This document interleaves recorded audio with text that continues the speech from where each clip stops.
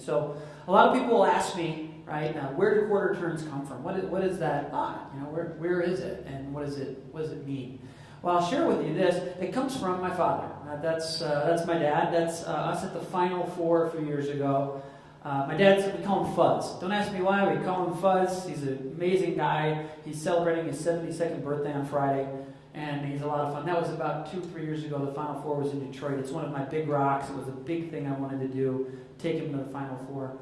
And it comes from when I was a kid. If I was screwing up, my dad used to tell me, "Hey, Tim, you know what?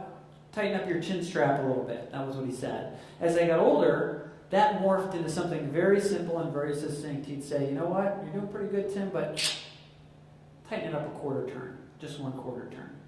And I've taken that particular piece of advice and built my entire coaching practice and training practice and speaking practice around that, helping people identify what I call tiny quarter turns that have a huge impact, And a quarter turn is essentially anything that you can identify that has an impact, but it's not that difficult to implement.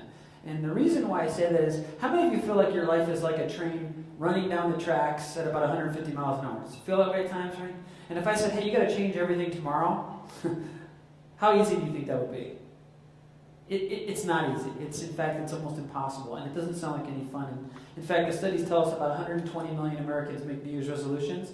By Valentine's Day, 80% of those are by the wayside because we want to reinvent ourselves. And I don't believe that we make changes in leaps and bounds. I believe we make them in tiny little shifts, tiny little quarter turns. And that's really where it comes from, and that's what I want to share with you.